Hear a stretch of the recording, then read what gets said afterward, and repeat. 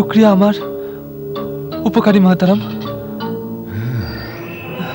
আপনি আমায় ওই ওই শয়তানদের থেকে বাঁচিয়েছেন। আমি কৃতজ্ঞ আপনার কাছে। কৃতজ্ঞ? কৃতজ্ঞ কিসের বারখুদার? তাছাড়া বাপ যদি নিজের ছেলেকে বাঁচায় তো কি বেটা নিজেকে কৃতজ্ঞ মনে করবে? না, সে তো বাপের কর্তব্য হয়, কারণ বাপ আর বেটার তো রক্তের সম্বন্ধ থাকে। কিন্তু আপনি... আমি কোনো পর নই। হ্যাঁ? আমারও তোমার সঙ্গে রক্তের সম্পর্ক আছে আমার বেটা। হ্যাঁ? হ্যাঁ, তুমি যে আমার ভাইপো হও আলাদিন, ভাইয়ের ছেলে। হ্যাঁ? হ্যাঁ। ভাইয়ের ছেলে? হ্যাঁ, ভাইয়ের ছেলে? আমি সব কিছু জানি, সব কিছু। হ্যাঁ? কারণ আমি যে তোমার চাচা হই। চাচা? হ্যাঁ, সত্যি করে চাচা। আপনি আমার চাচা যান? হ্যাঁ, আমার প্রিয় ভাইপো, সত্যি করে চাচা। এতদিন কোথায় ছিলেন আপনি?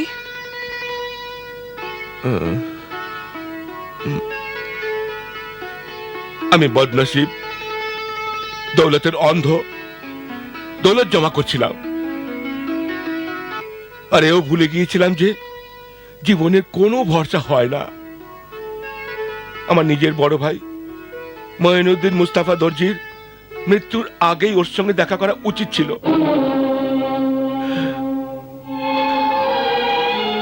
আমি ওর ছোট ভাই সওদাগর মুস্তাফা দর্জি।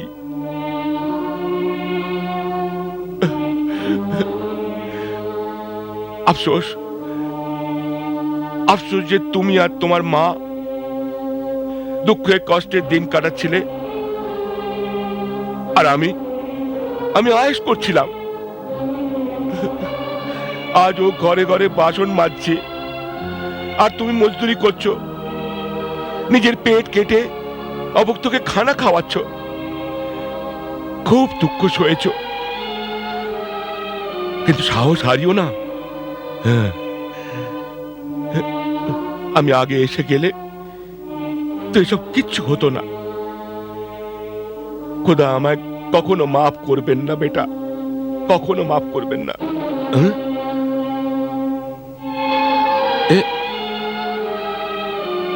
কিসের কিসের দাগ? তোমায় কে মেরেছে বেটা? কেউ তো মারেনি, আমি পড়ে গিয়েছিলাম। এ তো তারই দাগ। এই দেখুন, পড়ে গিয়ে আমার কাপড়ও ছিঁড়ে গেছে। হ্যাঁ,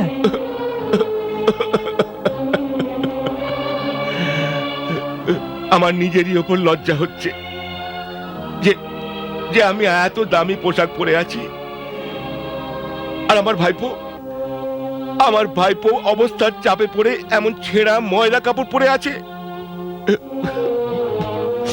আমার বড় ভাই তোমার আব্বাজানের আত্মা আমার উপর ঘৃণা করে হয়তো এই বলছেন যে আমি আমার ভাবি আর ভাইপোর দেখাশোনা করিনি।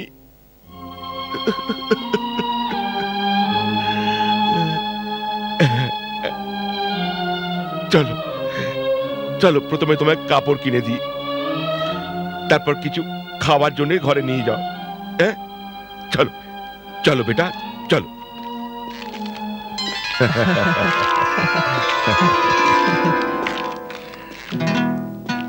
বারখুরদার, আজ থেকে তুমি কোনো চিন্তা করবে না। মনে করো আজ থেকে আমি তোমার বাপের জায়গা নিলাম। আমার কাছে দৌলত আছে, তাকত আছে, ব্যবসা আছে, সব কিছু আছে, আর সেই সব কিছু তোমারই জন্যে। আমার? হ্যাঁ, আর তোমায় কষ্ট করতে হবে না। ব্যাস, স্রেফ আমার দেখানো রাস্তাতেই তুমি চলবে। আজ থেকে আপনি আমার অভিভাবক চাচা যান। আজ আমি খুব খুশি। আজ আমার প্রথমবার মনে হচ্ছে যে আমারও কেউ আছে এই দুনিয়াতে। আপনি ঘরে চলুন, আপনাকে দেখে আমার আম্মি জান খুব খুশি হবেন। আমিও খুব খুশি হব ওকে দেখে। কিন্তু আমার প্রাণের প্রিয় আলাদিন বেটা, আজ আমায় সাহারা ইয়ারকান যেতে হবে, যেখানে আমি উঠেছি। কাল আমি নিশ্চয়ই যাব। হ্যাঁ, আর তোমার আম্মি জানকে তোমার এই চাচা জানের সেলাম আজ করবে। হ্যাঁ, ঠিক আছে। আদাব। আদাব।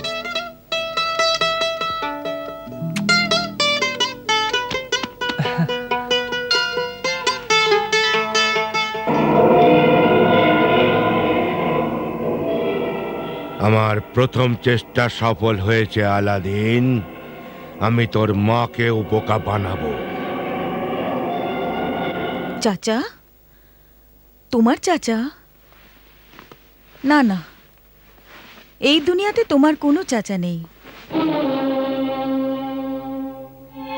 যখন আমি নতুন বিবি হয়ে এসেছিলাম, তখন মুবারক বলার জন্যে সবাই দূর সম্পর্কের আত্মীয় ছিল। তোমার আব্বাজানের কাছের আত্মীয়দের মধ্যেও ওর কোনো ভাই ছিল না। আরে আম্মা, তুমি নিশ্চয়ই কিছু ভুল করছো।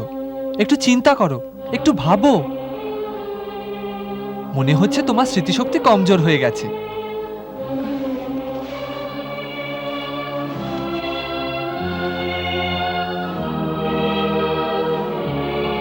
না বাবা, এত নিকটাত্মীয়, আর তাও নিজের দেওর, আমি কি ভুলতে পারি? বিশ্বাস কর বাবা, এই দুনিয়ায় কেবল আমি আছি, তুই আছিস, আর আর স্রেফ খোদা আছেন। এছাড়া আমাদের এই দুনিয়ায় কেউ নেই।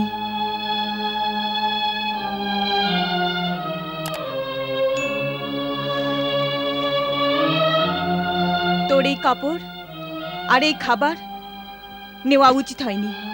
জীবনে প্রথমবার আমায় কেউ কাপড় আর খাবার দিল, তাও তিনি পর নন, আমার নিজের চাচা। কিন্তু বেটা, আম্মা, তুমি তো খামোখা সন্দেহ করছো। এখন আমি তোমায় কি করে বোঝাবো? যে সময়ও দেখা পেলাম, যেন চাচা নয়, এক ফরিস্তার রূপেতেই পেলাম। আর ফরিস্তা যে কোনো আকারেই আসেন, ওদের কোনো এক রূপ হয় না। বেটা, রূপ তো শয়তানেরও একরকম হয় না। ব্যাস, তোমার তো সব কথা সন্দেহ করা অভ্যেস হয়ে গেছে। বহু কষ্টে তো আমি একজন চাচা পেয়েছি, আর তুমি ওকেও নিজের আত্মীয় বলে মানতে তৈরি নও? বলো, কে আছে আমার মাথার উপর হাত রাখার জন্য? আর আমি মার খাবো না আম্মা। উনিই আমার জীবনের পথপ্রদর্শক। উনি আমায় জীবনের সাফল্যের আসল রাস্তা বলে দেবেন। না বেটা,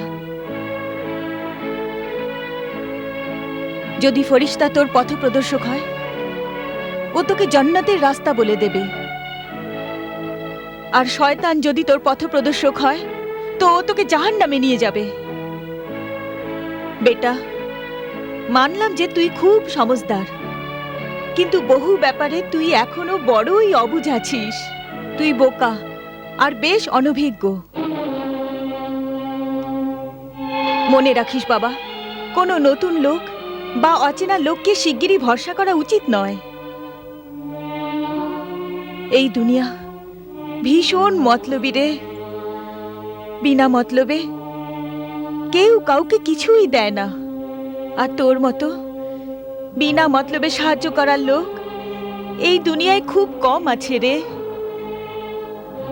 আর সেই জন্যে যার সঙ্গে তোর ঠিকমতো চেনা জানা নেই, তাকে কখনো ঘরে আনা উচিত নয়, কখনো আনা উচিত নয়। কিন্তু উনি তো কাল সকালে এখানে আসছেন আম্মা। সওদাগর মুস্তাফা দর্জি নাম ওর।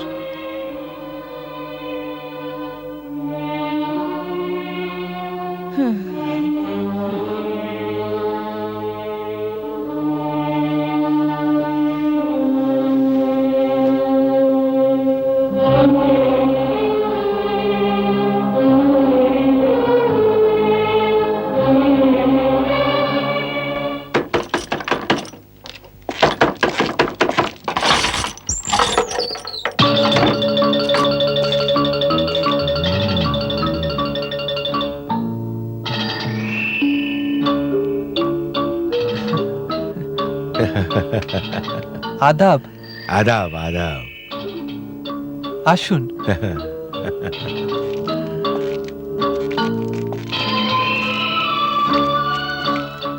আমি ইনি সেই চাচা যান।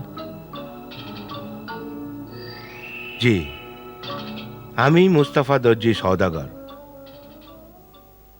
আপনার দেওর, আপনার মৃত স্বামীর ছোট ভাই। হুম উহুম।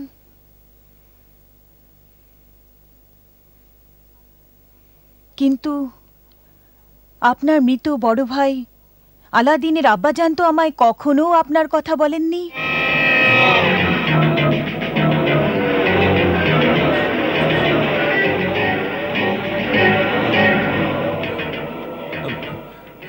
কি করে বলতেন ভাবিজান, কি করে বলতেন? ওর রাগ ছিল আমার উপর, আমি নালায়েক ছিলাম। 25 বছর আগে আমি ওর মর্জির বিরুদ্ধে আমাদের এই দেশ ছেড়ে আমি বাগদাদ চলে গিয়েছিলাম। ওখানে চীনের রেশমি কাপড়ের ব্যবসা আছে আমার, আর নিজের খানদানি পেশা দর্জি 10টা দোকান আছে, যেখানে কয়েকশো সেলাইয়ের অভিজ্ঞরা কাজ করে। হ্যাঁ, তবে এখানে আসার তকলিফ কেন করলেন? এখানে এখানে রক্তের টান টেনে নিয়ে এলো। বড় ভাইয়ের কথা যখন মনে পড়লো, তখন মনে হলো যে এখন আর উনি এই দুনিয়াতে নেই। মন ভেঙে চুরমার হয়ে গেল। আমার দুর্ভাগ্যের জন্য আমি খুব কেঁদেছি ভাবিজান, খুব কেঁদেছি।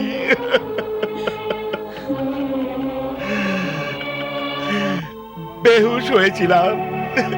যখন হুশ এলো, তখন নিজের উপর ঘেন্না হলো যে এখানে আমি আমির আর কবির দৌলতমান, আর ওখানে আমার ভাবিজান, আমার ভাইপো আলাদিন দারিদ্রে দুঃখে কষ্টে অনাহারে জীবন কাটাচ্ছে।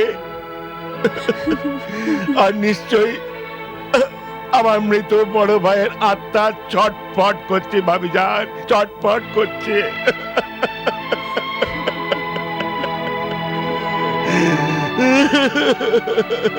চাচা যান। আলাদিন আমার বেটা।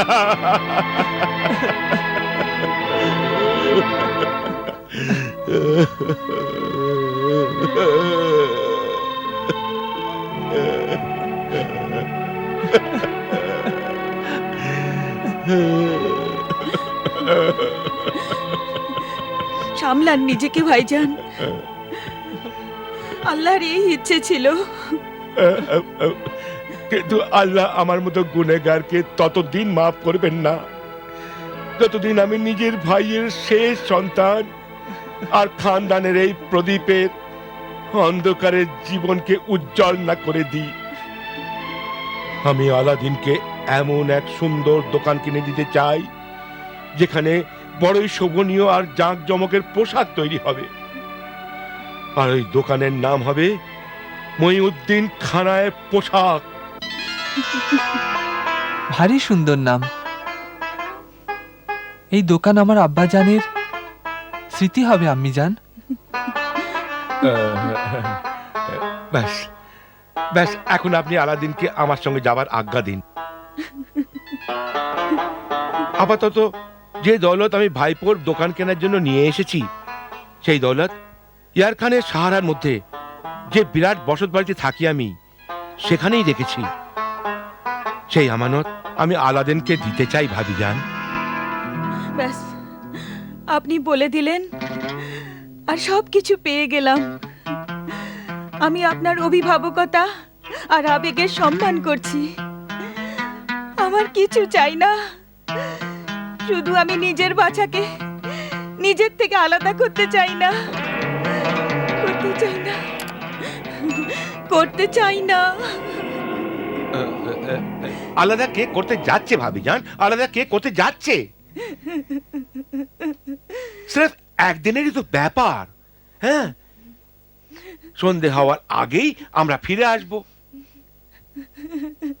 হ্যাঁ, হ্যাঁ, হ্যাঁ। হ্যাঁ। হুম।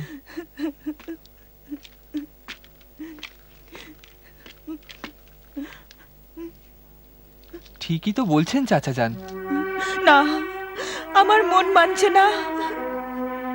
নিজের মনকে বোঝাও। দেখো আম্মি যান, এ তোমার আমার জীবনের সমস্যা নয়।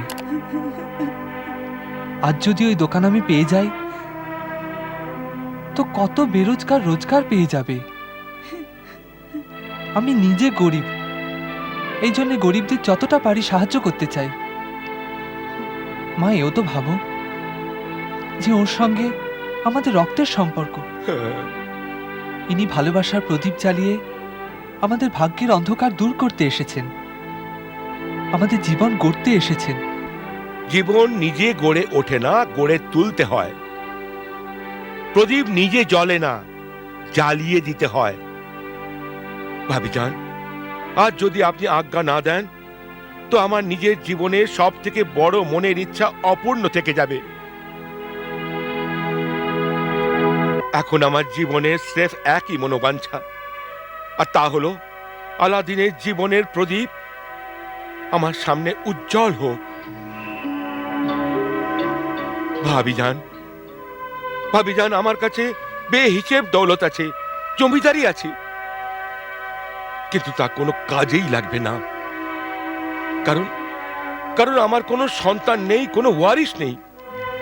এই জন্যই আমার নিজের ভাইয়ের একমাত্র সন্তান আলাদিনকে নিজের সন্তানের সমান ভেবে ওয়ারিশ বানাতে চাইছিলাম। কিন্তু হায় রে আমার দুর্ভাগ্য, আমার ভালোবাসাকে, আমার মনের কথাকে আমার ভাবিজান বুঝতেই চাইল না। আফসোস, আফসোস, আমি কত অভিলাষ, কত আকাঙ্ক্ষা নিয়ে আপনাকে আপন মনে করে এত দূর থেকে এখানে এসেছি, কিন্তু আপনি বড় নির্মমতার সঙ্গে পরের মতো ভাইয়ের রক্তের পবিত্র সম্পর্ককে অস্বীকার করলেন। ভাবিজান, অস্বীকার করলেন।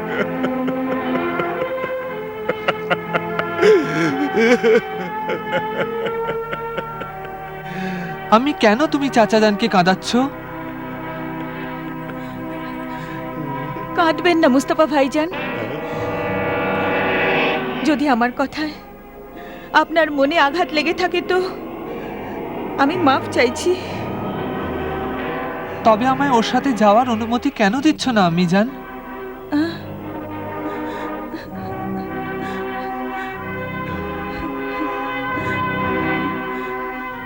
আচ্ছা, তবে নিয়ে যান ওকে। এইটুকু মনে রাখবেন, যতক্ষণ ও ফিরে না আসে আমার দৃষ্টি দরজায় আটকে থাকবে। ও আপনারই নয়, আমারও নয়নের মণিও। ওই আমার জগৎ। চলুন চাচা যান, চলুন। আসি। দাঁড়া বাবা, ইমাম জামিন তো বেঁধে দিই।